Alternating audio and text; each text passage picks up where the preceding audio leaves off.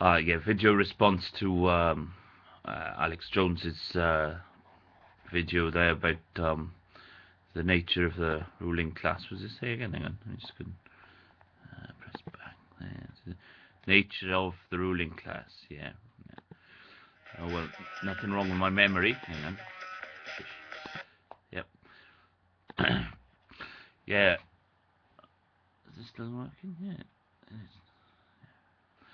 Okay. So yeah, the London bombings. You can excited about the London bombings there. Yeah, seeing about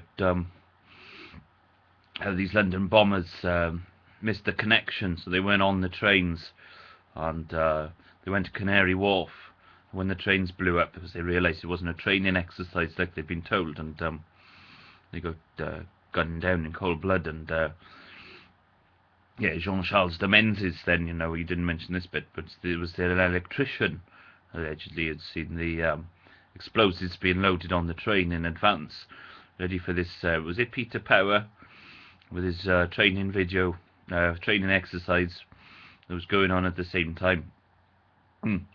Well, I was in Dublin that day, and I was gardening for Mrs. Corr. She knew General Bradley, and she's Michael McDowell's auntie-in-law, who at the time was the serving Irish Justice Minister. And so I was gardening. I had my tent in the garden, and I was gardening there down at Ballantyre. And I've been asking the foreign embassies for political asylum. And I tried asking the Russians and the French, and so I asked the French again, and they told me the bombs had gone off in London, and they told me to go away. But I had seen Agent Y, Chief Inspector Kieran Cosgrove, sitting outside previously in his white Mercedes E-Type. Agent Y is the guy that bribed Henry Paul, and set up the famous car crash in Paris in 1997. So I went to see the Japanese, and I asked them, and they said they hadn't had my report. So obviously the Irish guy at the desk downstairs, because in Dublin it's a Tesco. The Irish embassy is a Tesco. So you have to, Tesco's is downstairs, and then you go in this other door, and there's an Irish guy at the desk, and you go up the stairs, and there's the Japanese embassy. So I went to see the Japanese, and I was talking to them outside, and found out that they hadn't had my report, because I had this 14-page report that I'd been giving out to all the embassies and so on, and the Irish Times and whatever, about the VX nerve gas, and the failed false flag attempt to murder me using VX nerve gas, and blame it on Al Qaeda and say they'd found the weapons of mass destruction, and the poisoning, and the constant germ warfare stalking. They hadn't had it. So and then the Gardaí showed up, and it was the same guard that I'd spoken to the year before, in 2004, when I was in Dublin. And so I spoke to him and his pal for an hour in Donnybrook. And they told me to go and dump my rucksack with forensic evidence and stamped bicycle tyres, and running crap in bank bags and a pile of documents, just to sort of give a snapshot. So a lot of it was just Welsh homework from my night classes. But it kind of gave a snapshot of what I was doing in Bettws-y-Coed in North Wales before I went to Dublin in June 2005. So they told me to go to Wexford and pick strawberries, and to dump my rucksack in a bush and stay away from the embassies that day. I wasn't particularly impressed with the manners of the Irish guy at the German embassy either. I'd been to the Russian embassy the first thing that day, and it looked like there was an ambush coming. There's these British number plates pulling in there while I was waiting, so that I'm off. So that's when I went to the French embassy, found out about the bombings, and went down the Japanese embassy, spoke to the Gardaí for an hour in Donnybrook, and then got told to go to Wexford and pick strawberries. And I wanted to go to Galway Bay to be a surfer on my bicycle, and that's my Irish joke. But I was having these stalkers, so I only got as far as Dublin. So I thought, well, since that Irish bloke in the German embassy's been rude and dismissive, and I've been told by the Gardaí to dump my forensic evidence in a bush, because nobody wants to take it seriously that I was the victim of chemical and germ warfare terrorism and stalking by the SAS and stuff. I thought, well, it'd be a shame to waste the forensic evidence, by dumping it in any old bush, and the Irish don't want it, and they've had a refusal on it. So I thought, well, maybe the Germans can have it. So I dumped it over the fence into a bush, in the grounds of the German embassy, you see. And that was on the day of the London bombing, see. So the Gardaí were called because somebody saw me doing it, and I cycled off, and later this police car came spinning into the petrol station, where I stopped for a bottle of Coke and a flapjack, and because I was on my bicycle, you see. So that's why I wanted to get rid of it. I had my camping gear, and they said the bloody stupid rucksack as well. And I had the stabbed bicycle tyres, after Dina the Beast he'd been threatening to stab me to death and bury me in the woods in Berescoed and shit out, and stabbed the bicycle tyres instead. So I got arrested, but then Kieran Cosgrove swooped with Agent Y and Agent O, Sergeant Julian Bennett, the guy who was in the Pont Alma tunnel. It's my two stalkers, the murdered Lady Diana, Kieran Cosgrove, and Julian Bennett, Chief Inspector Kieran Cosgrove of Dyfed-Powys Police, and Sergeant Julian Bennett of Dyfed-Powys Police. So they paid Liam McGreedy, E177, the arresting officer, not to interview me. See, because they didn't want. Because if they'd have interviewed me, I would have been in control. Because they know that in Dyfed-Powys Police, you don't interview Robert Alexander Jones, because I'm a bit too cerebral, and I take control of the interviewer and make the outcome exactly what I want it to be. I control every second, you see. After the 18th of... was it the 18th or was it the 16th? Wednesday, the 16th of August, year 2000, they arrested me in Llanelli, and under suspicion of blackmail, and they didn't get anywhere. They had to release me without charge, thereby conceding that I was making reasonable and warranted demands for money, and that I'd been wronged, and I was owed the payments I was seeking, you see.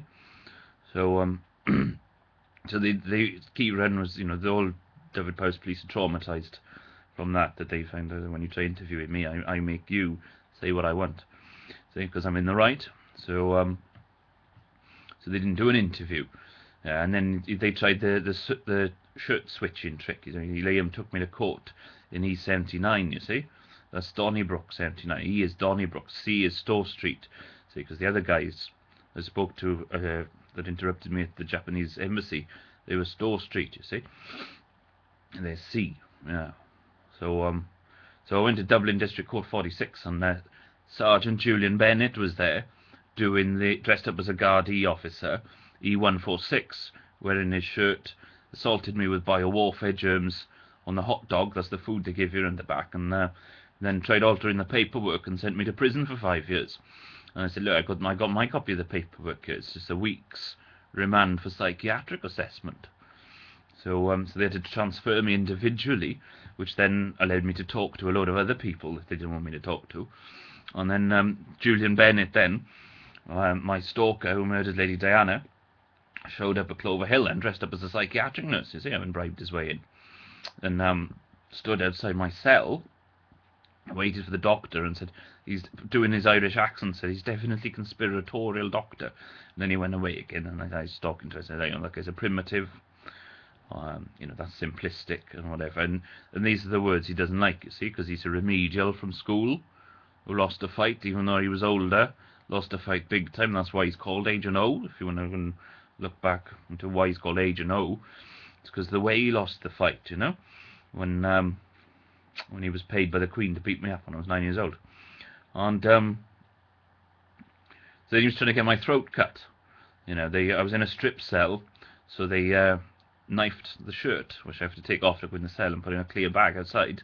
Then you have to get dressed again when you come out to go for the for the football and the exercise. So they stabbed the shirt. So I went, and then they said, we're going to transfer you to a double cell now, because we realised that guy's full of full of rubbish, and you know, you shouldn't be in a strip cell. But I preferred the strip cell, so I said, well, we'll search you for a knife then.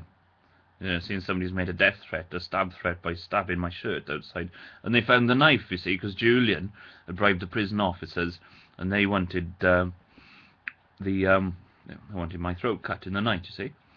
But they got off with it, saying the knife was there all for years, and we don't know how it got there, you know. Or whatever, it wasn't there for years, but they got off with it by lying, saying they didn't know where the knife came from. But it was there because Julian Bennett had smuggled it in with the purpose of bribing a prisoner to cut my throat. They wanted a murder. And then they got the psychiatric assessment from Dundrum. And they said, well, you can't have a mental illness. You know, there's no diagnosis. If you've got to have a mental illness, you've got to have a diagnosis. And there is no diagnosis that I could give you that would fit. I mean, you don't have any instability in your moods. You're not too high, you're not too low. You're not swinging in between, so you can't have a mood disorder. And schizophrenia, you don't think little green men are after you or anything like this, and you're too old and you sleep too well, and you've got to be a teenager to get that, so you can't have paranoid schizophrenia. Now, there's only one diagnosis I could think of, is that if you had a problem with your memory, you know, either short-term or long-term, you've got then there's a very rare, so therefore like millions to one statistically, you know, getting into fantasy land really, delusional illness, and you've got to have a very bad memory, and you misremember things, and then you can have a mental illness. And he said, but since you've got a grade A forensic excellent memory, or at least I told him I did, and I was telling the truth, you know, and everyone was impressed with my memory, because Mr. Store Street, you see, he was he's C87, you see. And when he said goodbye to me and go to Wexford, pick strawberries, throw your rucksack in the bush, he'd switched his shirt round to C79. So I thought, they're switching shirts, you see. So I wrote his number down, yeah. So they do like to switch their shirts about in the Garda Síochána. You've got to watch them for that. But he was really impressed that I'd remembered him from the year before and all the details, you know, about what I'd said and so on. So they kind of accepted that I'd proven I've got a first-class memory. So, you know, that was it, you know. No mental illness, but he was worried about my physical state of health, because I've been complaining about poisonings and so on. And so he got a doctor to examine me. And it was the Hindu Madrid train bomber from MI6.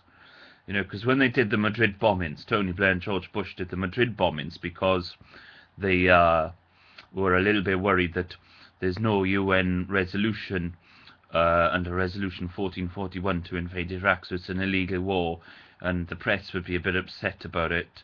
But we can say we've got a broad international coalition, because Spain are in there, and Spain are looking as if they're going to pull out, and because the opposition saying, you know, we're going to withdraw from Iraq. And the government, Zapatero, saying I'm going to stay in. So they think, all right, we're going to blow up Madrid, and they'll be unbowed by terror. And stubborn now, oh no, you've done it now, and vote for the government, you see.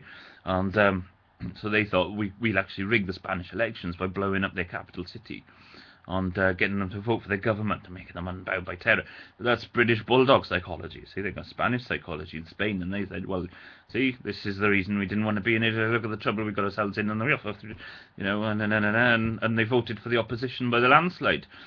So then withdrew from Iraq, and they couldn't say they had a broad international coalition anyway, you see. So so there were 4 arrests, 4 bombers, 4 arrests, 1 Hindu Islamic terrorists, all British, all MI6, all went out the back door of the prison, and that's why the Hindu Madrid Train Bomber from MI6 was pretending to be a doctor in Clover Remand prison the week after the London bombings. But Kieran Cosgrove wanted to say, you used exactly the same rucksack as the London bombers. Okay, so they had to photograph my rucksack and actually video edit it, animate it into the film of the London bombers, which I actually did see my rucksack on the film of the London bombers from my cell on CNN, which is what they have in Dublin, you know. in the Sky TV or whatever it is, satellite telly, and I pointed out that that's just silly, because that rucksack is like, I bought that in 1989 or something like this, and 15 quid in a closing down sale, and I'd never been able to afford a rucksack that big before, and it's like the Intrepid 55 litre, no brand name, didn't have a brand name, it was such a cheap one, and you'd never buy one of those anywhere. You'd never find one, they haven't made them for years and years and years. So where your London bombers would have got them from, so they had to take it out there to re-edit it and stop talking nonsense, because they thought if that fish off Bernstein, the gardener in the German embassy, they said that's what was charged with, threatening to kill him because he was frightened of finding a rucksack, and they took his rucksack off him because they didn't want him to have it, because they didn't want the German government nosing into the germ warfare and chemical warfare terrorism of the British government using their forensic analysis, you see. So he wasn't the victim of a threat to kill, and he hadn't made any complaint of it. So they'd have to go and bribe him to say he did years later if that became a problem, but they didn't even have an interview or anything. So because they didn't have an interview, they could go saying, I confess to doing the Madrid Train Bomb, you see. And all it is that if I say they did it, they're going to say I did it. And there's nothing more to it than that. It's just the Queen being smart, I solve a crime and it's you, and but it's farcical because I never actually been to mainland Spain. I went to Mallorca when I was 5 with my parents and stayed in Los Melos. I stayed in. Was it one or the other? Yes, I stayed in Los Melos, and because the people next door had been already, so I think they went to Los Tordos. And and then I went to Minorca then with my parents when I was like 13, 14. So so I hadn't actually been to mainland Spain before, and I didn't have a valid passport or anything at the time. And it was only a month after I'd survived the VX nerve gas and the poisoning of my drinking water supply. So I didn't actually leave Llanelli until April the 1st, not knowing what day it was, and just scraped enough money to go to London on the bus and protest around the Parliament, by putting pieces of paper in the bin which faced outwards, so people passers-by could read them and things, and leaving them here, there, and everywhere, in little places like in the church and the cathedral and things like this. So so it was, it's just a ridiculous joke of a thing to accuse me of doing the Madrid train bomb, because they'd already had this. Charles had decided it was the Egyptian, so the Egyptian is masterminded the whole thing, and they'd had this 20 conspirators and this huge trial, and and they'd all been convicted, but of the 4 that were arrested, even like 2 or 3 of those were officially released, and none of them ever spent any time in Spain anyway, because they all had out the back door jobs from the prison, you see. So so it messed up the it was unexpected. I've been winding them up for years, that fortune teller, isn't it? If I do the last thing anyone expects me to do, they'll do the last thing I expect them to do. And then, like, people on the telephone in number 10 Downing Street, just ringing up saying, oh, it's Mr. John, what's the last thing we expect you to do? And they're going up the wall, And that's back in 1999, but so it spun them out, because they put it on RTE, the Irish news, that that I was in Al Qaeda and linked to the London bombers, and they were going to say you've got exactly the same rucksack, and that the gardener found out the week after that the week before he'd seen exactly the same rucksack as the London bombers used. That would somehow make it, amount to a death threat, and finding the rucksack, having looked back at it from a week after finding that a week ago that was the same one that they'd used in the London bombers, and it wasn't anyway, so that they took it out of the videos and backed off on that one because it was rubbish. So yeah, so they ended up accusing me of being linked to the London bombers, and it was rubbish, you see. So yeah, so I kind of messed it up a bit.